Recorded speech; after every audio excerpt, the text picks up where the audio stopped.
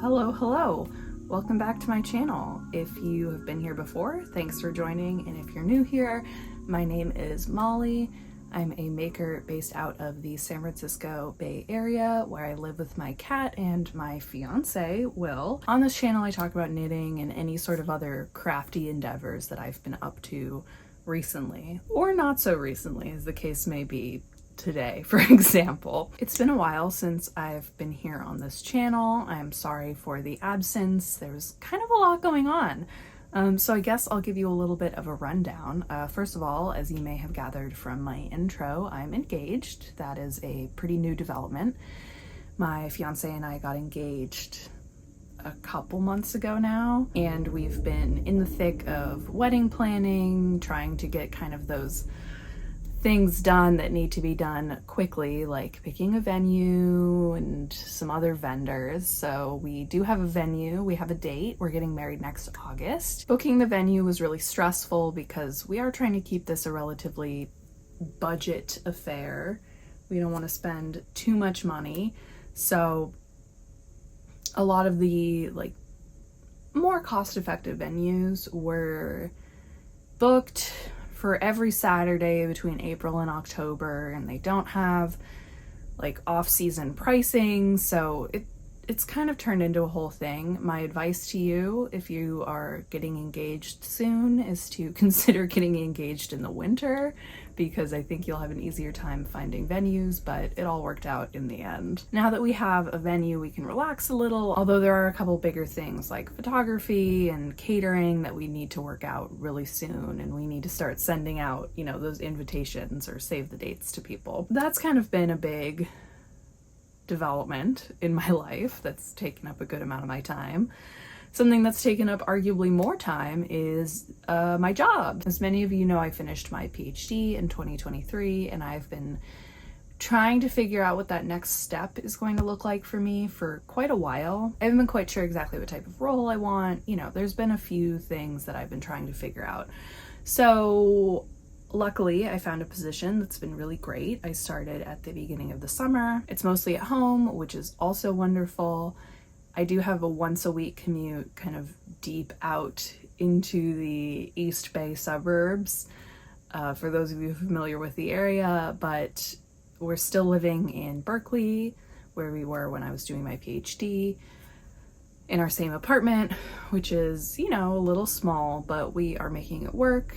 I think especially with the wedding on the way and me only commuting once a week and some other just life things to figure out, we have been cautious about moving closer to my job. Not to mention we really like it here. This is where I grew up, in this sort of inner East Bay area, Oakland, Berkeley, were my stomping grounds. So I'm not too keen on leaving. So we'll see how things evolve in the future. Although obviously I'm happy to be employed and enjoying my job, it has cut into my knitting time pretty significantly. When you are in between jobs, you have a lot of time to knit. But, I've been doing all right. The last big thing that's happened this year, and I guess I'm kind of moving in reverse chronological order, we got engaged in the middle of the summer. I started my job at the beginning of the summer, and we went to the UK, this next big thing, in May. So we had been talking about maybe taking a trip. When I was sort of looking for jobs, there was this sense of I need to be available immediately. If a job says, can you start on Monday? I wanted to be able to do something like that just so that I knew I would be able to get the job. Anything I could do to make myself more appealing was good. The job I had a kind of long onboarding process, and as it looked like I was going to be made an offer and things were going to work out, we decided to take a trip, and it ended up being a really last minute thing. We ended up settling on England because it was the cheapest place we could fly direct in 6 days, which was a little bit stressful. But given that I wasn't going to be having a lot of PTO probably with a new job coming up, it did make sense to be able to try to take this trip. We had been to London, well, London, Edinburgh, and Glasgow in 2022, so it wasn't necessarily our first choice to go back to England. We talked about Ireland. You know, we weren't really prepared with any sort of different languages, although I'm semi-proficient in Spanish, so we could have made that work. But in the end, it was like, well, we mostly went to Scotland and we only saw a few cities, so why not go back to London? It is the cheapest place to go. There's plenty of sites in London we haven't even seen, and we can go to a couple different places. And so that's what we did. We ended up spending a couple days in London, then we went to Salisbury, where we took like a half-day trip to Stonehenge. That's kind of like the closest, as I understand it, like the closest decent sized town that's like pretty easy to get to Stonehenge. They have like public buses that go there. Then we went to Bath, and after that we finished in Oxford and then looped back to London. We ended up, even though we had a short amount of time, being able to make pretty good plans, see a lot of stuff. We stayed in a different part of London than we had the time before. It was nice to be able to be in a different part of London, see different things, spend a little bit more time there. And of course, on this trip, I went to, I think, 4 different yarn stores. In London, I went to Beautiful Knitters. I had gone to Loop in 2022, and given where we were staying in London, Beautiful Knitters made more sense. We literally went there like right off the plane. I think we went to our hotel, we dropped our suitcases, and it was like afternoon. I want to say maybe like 2 or 3, and obviously we were really tired, but we wanted to stay up as long as we could. So I dragged Will to Beautiful Knitters with me and spent some time there, and was able to, you know, kill some time and do something that I enjoyed. Will was a good sport, as he always is. In Bath, we went to Wool, and then in Oxford, I went to 2 different yarn stores, the Oxford Yarn Store and Woolhound. I got a lot of different stuff, a good amount of knitting for Olive, both cotton merino and merino. They're like basic fingering weight merino. At that point, I hadn't really seen much cotton merino in the US, at least not in places that were close to me, although now there's 2 yarn stores in Berkeley that stock it, so it turns out maybe I didn't need to do that. But the colors I got in both cases, the like larger quantity of the merino and the larger quantity of the cotton merino that I got, are both not colors I've seen here, at least yet. So, you know, it worked out. It might have been cheaper, I'm not sure. I got some notions, some pouches. One of them is actually here. This is from Beautiful Knitters.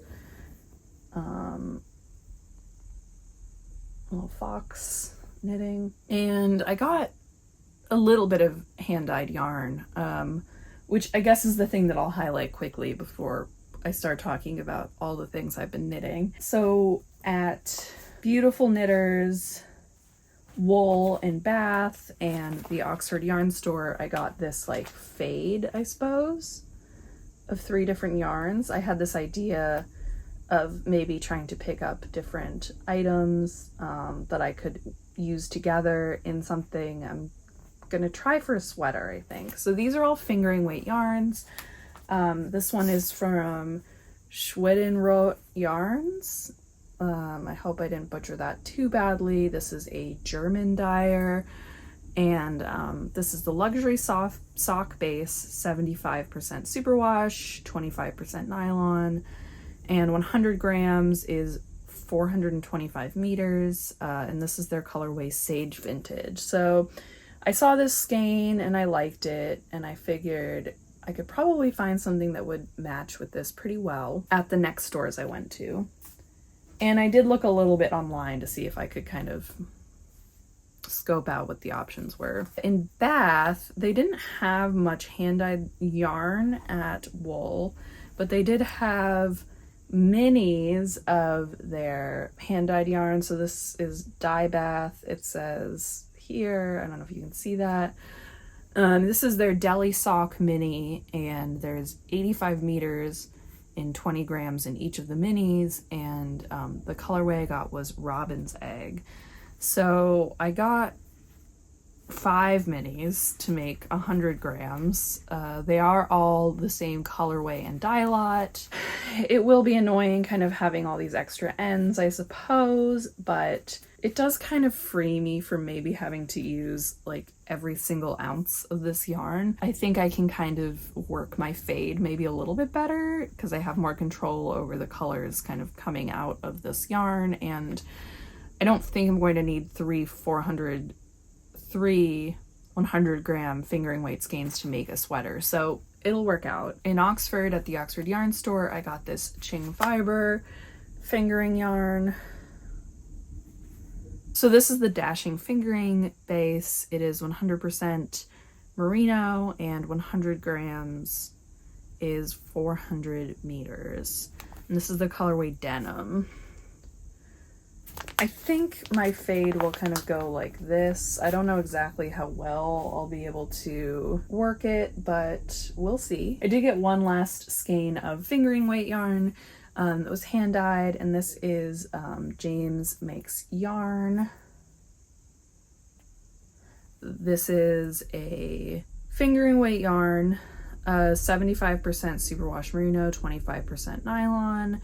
100 grams is 425 meters, and this colorway is their Yarn Hound exclusive colorway. I forget what it's called. It might be called Tamagotchi, but don't quote me on that. I have no idea what I'm going to do with this. I did get kind of a peachy color at Fiber Artwork in Huntsville that might actually go well with this, so I might try to do some sort of project with both of those together, but that remains to be seen. So those, I suppose, are my main acquisitions of this video. I've gotten some other yarn, but I figure we can talk about the yarns that I got when I'm working on projects with them. I have a good amount of things that I have finished, worked on, started, abandoned. All manner of different stages of projects are represented in my life right now, but I figure it's probably best if I just talk about a few of the projects that I have worked on. I think all of these are kind of finished in some way, minus some ends, so I'll just go through those projects and we'll go ahead and talk about them. So the first thing that I finished is my Shifty.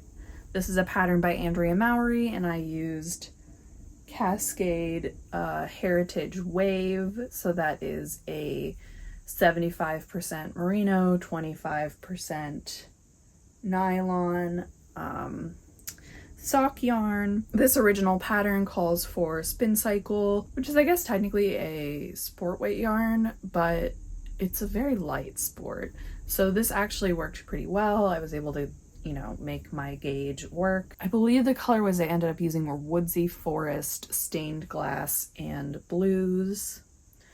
And as you can see, I still have my ends hanging off of this. This has been blocked now for months, and I just have to sew in the ends, which I didn't do because I was a little bit worried about, you know, fit, how things would turn out. There were some places where I did like alternate skeins in a way that I wasn't sure if the like gauge or like tension would block out well, but I think it worked out fine. I did almost frog this project towards the beginning because there is like a pretty stark contrast in my main color. I got this kind of big stripe in the main color, and I was really worried that it wasn't going to look okay, that it looked too high contrast, but someone on Instagram talked me out of frogging it because they said every change is going to be a big change. It's all going to have big contrast shifts, so just roll with it. And I'm glad that I did, because I think that it's like, I don't even know if you can really see what I'm talking about. You probably can. It's like here. But in the end, I think it turned out fine.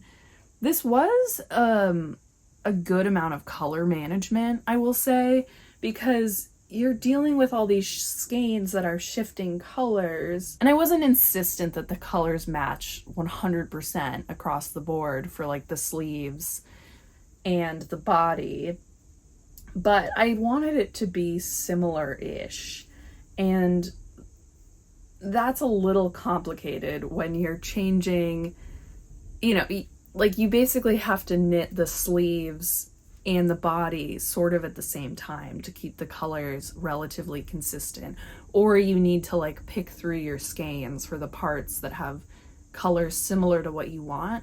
And there was only so much of that I was willing to do, but I think it turned out well. I'm really happy with it. This has been a pattern that I've been wanting to knit since like 2019, so I'm happy that I finally did it, and I need to sew in the ends, but it's been like 100 degrees here for the last week. It's like early October right now, and basically the minute it hit October 1st, it was like skyrocketing in temperature.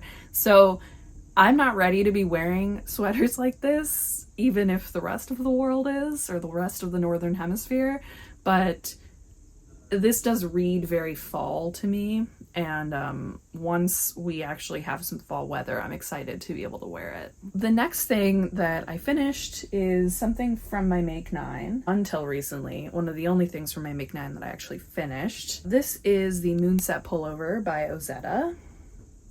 I made it in a discontinued Knit Picks yarn called Kindred. It's a DK weight yarn that is a cotton alpaca blend. So I finished this a few months ago, and it's super comfy and cozy.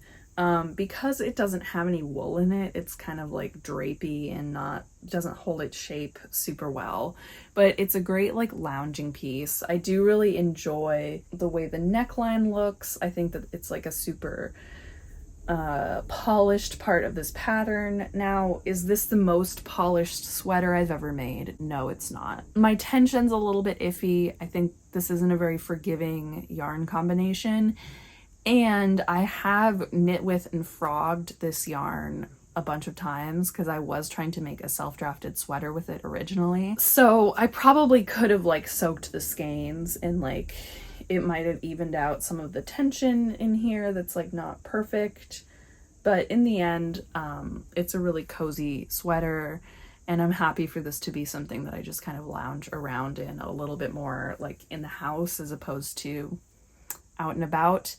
Although, you know, I think it looks fine. I'm like being a little hard on myself here. It looks good. There are just a few parts where I'm like, oh, I feel like that my tension could be better. I think I had way less yarn than the pattern called for, and one thing that I did do was taper my sleeves a little bit, and after I blocked, I did have to go in and shorten the sleeves quite a bit. That's something that I do have to do a decent amount because I'm like not a very tall person, and sometimes the length sleeves are written to is too long.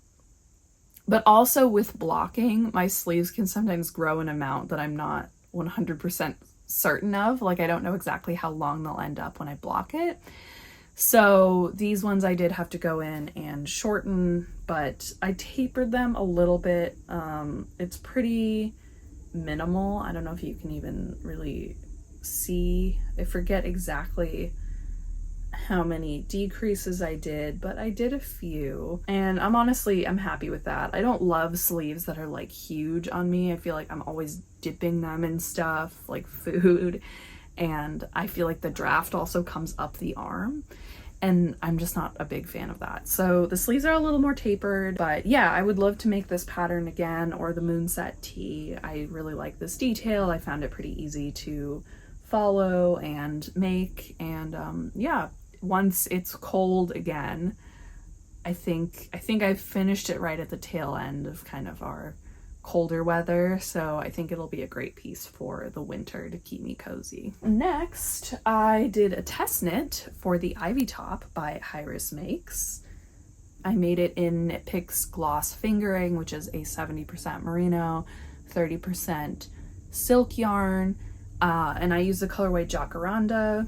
I believe I picked that colorway because it was on sale at the time. It was one of the cheaper colorways that they had, although I do really love purple. Purple's one of my favorites. It's a little bit wrinkly because it's been folded and sitting for a while. There's a cat hair clump on it. This was one of my first serious attempts at cables, at least all over cables. and reading a chart with cables. And that was a little bit daunting because as a left-handed knitter, I'm knitting the opposite way across the chart. Like I'm working left to right on the right side as opposed to right to left. So it required a little bit of trial and error to make sure that I was doing the cables in the right direction, but it was pretty easy to tell. I mean, I think that having these like braid cables kind of made it easy to know if I was doing it right or wrong, because if I was doing it wrong, the braided lookingness of it was just not going to work out. Ended up going okay. It was super well written, and I love the way that this shirt looks. I think it turned out really beautiful.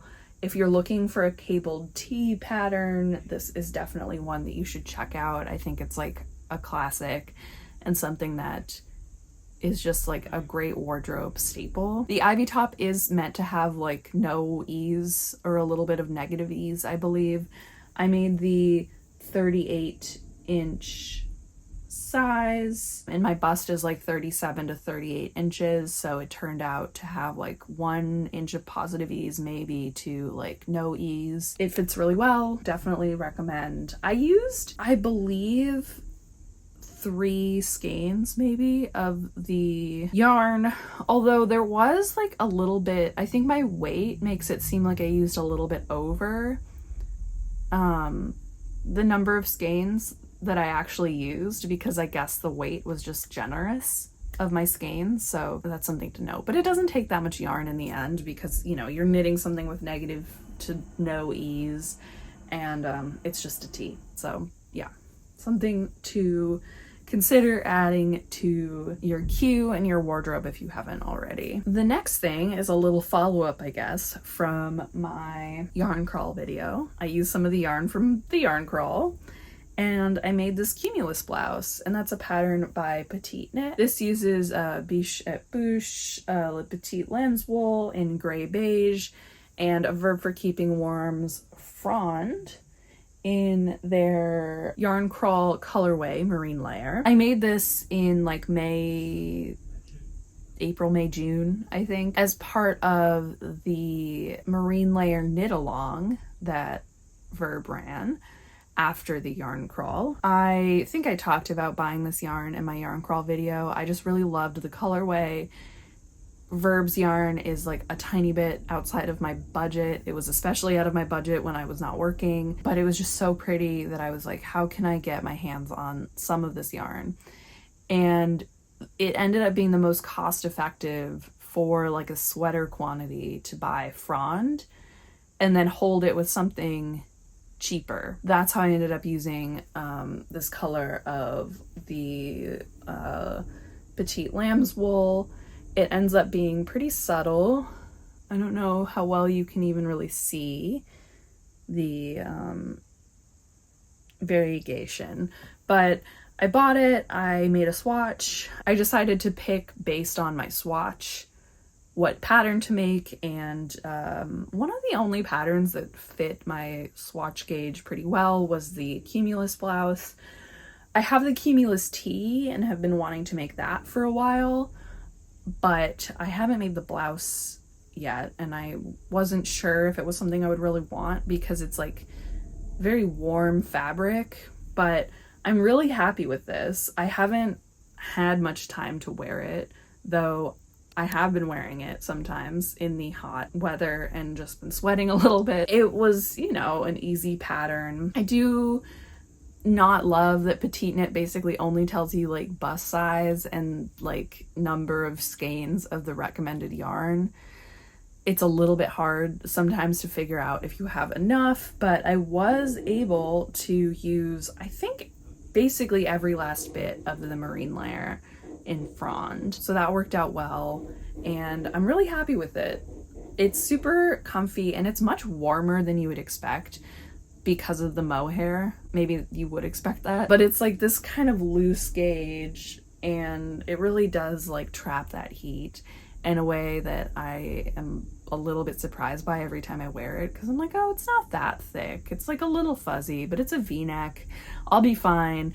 And every time I say that, I end up wearing it and being a little too hot in it. But it'll be good, again, as I said about some of these other things, as the weather cools off. The most recent thing that I finished, minus, again, sewing in the ends, because I wasn't sure how the fit would turn out, is the Slightly Sassy V by Amy Sher. I used Bird's Nest Stitchery yarn. This is a special limited edition base that is a MCN merino cashmere nylon base. It's fingering weight. I got it in the colorway Smoked Salmon. So I got this at Fiber Artwork, which is a yarn store in Huntsville, Alabama, where my fiance is from. I go there every Christmas time when I'm in town, and my fiance's mom usually gets me a gift card or money to buy yarn, and so she very kindly did that again. And in 2023, at the end of that year, I bought this yarn. I was really excited to see it because this is a local Alabama dyer, and in previous years they hadn't really stocked any Alabama dyers because there aren't very many, I guess. This is my second Make 9 project that I've finished, minus the ends. It was a fun one. It was interesting. So this is a compound raglan. So the raglan shaping varies based on what part of it you're doing. So there are times where you're working raglan increases once every 4 rounds. Sometimes you're working it every round, both as opposed to the kind of standard rate of raglans where you're doing it every other round. I think it fits pretty well. I'll talk a little bit more about that in a second, but it's downside, I guess, is that it's not quite as mindless as some basic raglan patterns where, if you're knitting a plain stockinette raglan, at least I'm at the point where I'm kind of able to zone out. I know what it looks like when I've increased the previous row if I forget. So I'm able to kind of just work on autopilot. And this is very much not something that you can do that way because the rate of increases change. You can a little bit in between, as it's every 4th round you're doing the raglan increase here. You're able to do that for a little while, but you do need to keep a little bit closer track. But I think, especially if a typical raglan doesn't work for you, that is something that can be worth it to kind of need to pay a little bit more attention, but have something that fits a lot better. In my case, I don't know if it fits a lot better, but it fits really well. And that is not quite a miracle, but I recently, and this is the first project where I ended up doing this, I recently switched back from continental knitting to English style. I am a very loose continental knitter. I was going down 2 or 3 needle sizes for every pattern. And I think this is one where I just got kind of fed up. With the fingering weight things, I'm knitting on size 0 needles. I think I swatched something recently, a US 0 obviously, and the US 0 wasn't small enough. It wasn't getting me the gauge I wanted. It might have been this sweater, honestly. And I was just getting a little bit discouraged by that. And, I felt like my knitting wasn't necessarily as neat as it could be always. And I am a tighter and neater knitter English style, if a little bit slower. Although I did knit English for 10 plus years, so not that slow. So I decided I was going to switch back, and I haven't really looked back. I've been happy with that. Although I think my joints are a little bit more strained. The knitting is a little bit more even. But I should have made another swatch for this after I switched to English. I didn't. I ended up knitting this on US 3 needles. I want to say my swatch was probably US 1 or 2. I went up to 2. I started knitting. It was way too tight, so I frogged it and switched to 3. I might have been able to go up to 4 US 4 needles. I'm not sure. I don't know if this actually quite meets gauge. It might be a little bit tight, but it fits. It fits pretty well. And I think the dimensions I have are close to right. This is the size C. I knit it with no bust darts. C is meant for an upper bust of 37.5 inches and a full bust of 38, which is about what my full bust is. I think I would have done bust darts if my yarn wasn't so variegated, and if I wasn't doing helical knitting for basically the entire thing. Like, I was alternating skeins throughout the entire project, although the skeins did match pretty well. I'm still glad that I did it and got that kind of practice in for helical knitting. I was just worried that it would look kind of strange, so I didn't do the bust darts. But if I made this pattern again, I probably would strongly consider adding them. I think I could probably have gone down a size, like gone to size B for my upper bust, and then done size like one of the two bust dart options. So that's something to think about for me for next time. This is a very like spooky season appropriate sweater. I don't know if this is like really my normal palette. It isn't. I just think I liked the yarn in the skein, and I'm not unhappy that I bought it, but I think this might be more of an October-y sweater for me than any other month, but that's okay. I think it turned out really well. The colors are fun, if not my usual, and if it ever cools off in October, this will feel like a very appropriate sweater to have for the season. This last set of things is kind of a narrative. There's quite a few different patterns caught up in all of this. I have been compelled recently to use my single skeins of yarn. That's something that I've been wanting to do for a while, where I have these single special skeins and I want to find something to do with them. So one of those was a skein of yarn from Laser Sheep Yarns that I got at Apricot Yarns in San Diego in the summer of 2022 when I was there for a conference. This colorway I got was Sheep of Generosity, and I got it in Merino DK. So I had this single DK weight skein that was like white with like dark blue and dark purple that I obviously turned into this cowl. This is the faceted cowl by Kacey Knits. Just because of the high contrastness of the colors, it didn't really make sense in my mind to use it as like a contrast color in a bigger project. It was just hard for me to figure out what to do with it. So I made this cowl, and I think it worked really well. I think the slipped stitch motif of this cowl helped kind of avoid any sort of pooling that might have appeared otherwise. I'm happy with it. I think it turned out well. And I had this little bit of extra yarn, and I was like, what am I gonna do with this extra yarn? And I decided, basically just off the cuff, that it was gonna be the day I learned how to make a granny square.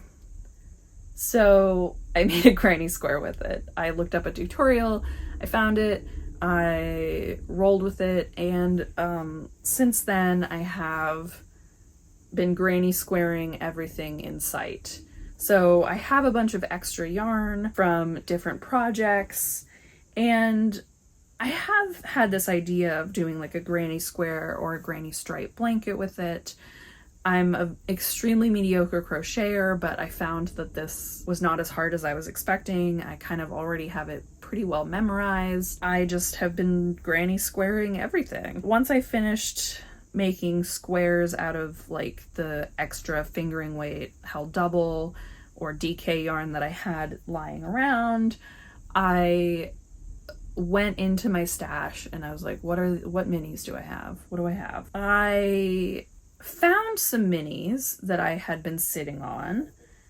I think potentially with the idea of making socks out of them. Those minis were from Black Squirrel. They were Kacey Knits yarn, so dyed by the pattern writer of the pattern I made and of this pattern, and Purple Prickle dye work. So those are both dyers based out of, at the time that I bought the yarn, Black Squirrel, which is my local yarn store in Berkeley, or one of them. I thought about just making granny squares with it, but I was like, it would be nice if you tried to make a different project. Like, tried to use more of it in something and then use the leftovers in something else. So I had all these one-of-a-kind skeins, and I went with the leftover city cowl, which is another pattern by Kacey. These are all 2-ply sock yarns. I believe the Kacey Knits colors might be the brown and this darker blue. Like I said, I think I had the idea that I would make socks out of these or use them in socks, but I'm not much of a sock knitter. I don't like it. I don't love the way that my hand knit socks fit me. And some of that might be gauge issues. You know, I have like kind of complicated feet in general. So I just don't love knitting socks for me. And I don't love knitting socks for other people because it's really time consuming. There's some people who I'll do it for, but it's just not, like, socks are not who I am as a knitter, and that's fine. So, I have used, I think I still have almost a full skein of the brown and the blue, because I had 2 of each that were like really close, even though they were technically one of a kind. I think I broke into the brown for the end of the ribbing for one of these. So I have about 20 grams of each of those. And the blues, the light blues, I did end up using in the square. So it was able to get me a little bit more yarn for some squares. Once I did that, I was looking through my minis and like, what could I do with them? And I found these minis in different colors. So I'll move closer to the camera. Within these stripes, this is a little bit of a spoiler alert, but within these stripes, there's 4 different colors. So there's a pink, a purple, a blue purple, blurple, and a like teal. And those are all minis I had from Black Squirrel. They were Black Squirrel branded neon minis. I have not seen them at Black Squirrel in a little bit, but I thought about making like a different Kacey Knits cowl out of them. I tried a few things. I have a couple other neons. It wasn't quite like working out the way that I wanted it to. So I ended up deciding that I was going to make a tank and use them in as like stripes in some sort of like tank or tee pattern. I ended up going with the Helianthus by Andrea Gone for this. And at first I swatched it with a white, or like a natural. And I did the stripes in a few different ways in my swatch. My fiance was like, I don't like the white with it.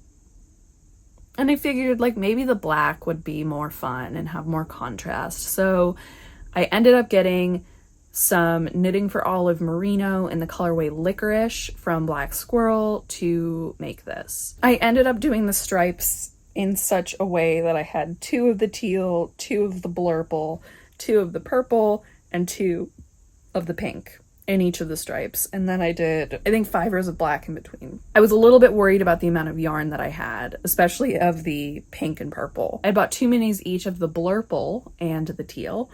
And I had used them a little bit of them in socks, but I still had a good amount left over of that second mini. I didn't have 2 minis of the purple and the pink. I just had 1 of each. So that's why I had them second, because I was like, maybe I'll be using them like after splits. I'll be able to like use a little less of them. And I used, I think, like 16 to 18 grams of each of the minis. For my main color, I just barely broke into my second ball of Knitting for Olive for the edging. I knit the 3rd size of this pattern. It is bottom up, which was something that gave me pause because I was like a little worried I was going to run out of yarn. So I have another neon pink, and I was scoping out purples that I could use for the back. So because it's knit bottom up, you like knit to the armholes, you split, you work the front, and once you split the front, you work the 2 separate sides of the front independently, and then you work the back, and you do end up splitting the back into 2 sides, but like much later. And so I figured, like, worst case, for a little bit of the back, I can use the other neons that I have and like pick a different purple. But I was able to make use of it all. I probably could have even added 1 or 2 more stripes at the bottom, but I ended up making it approximately to size. My striping pattern was a little different than the suggested one, but it ended up being, you know, close to the dimensions that the pattern called for. I made the size 3. I forget exactly how much ease that is. I can put it somewhere, but I think it fits really well. Like, I think one of my worries with tanks is often like flaring at the armholes, and I don't really feel like I'm getting too much of that. It's a little bit more cropped than I would like, but like I said, I was worried about yarn, so I probably could have made like 1 or 2 more stripes before I split, but it's fine. I'm happy to roll with it the way that it is. I think it turned out really nice. And given that we are still in this like extremely hot weather, like the hottest weather of the year so far probably, it ended up working out pretty well that I made this now. I don't know if I'll use the rest of the neons I have in my granny squares. I don't even know if I have like quite enough of all of them. Maybe I'll hold them with like a darker color. I don't really know. I'm not necessarily going for like a seriously aesthetic blanket with all of my minis. Like my goal really, or all of my granny squares, my goal really is to use up the yarn that I have left over. So far I've only made one of each color, but I might make more. You know, there's yarns that I have enough to make a second. So I might use the neons, but so far the neons aren't really like, they wouldn't blend that well. But, you know, I don't know what else I'll do with them. So we'll see. I might just put them in too. So that was kind of a lot. I have a lot going on. I have more going on. I've been organizing my yarn. I have some yarny wedding plans.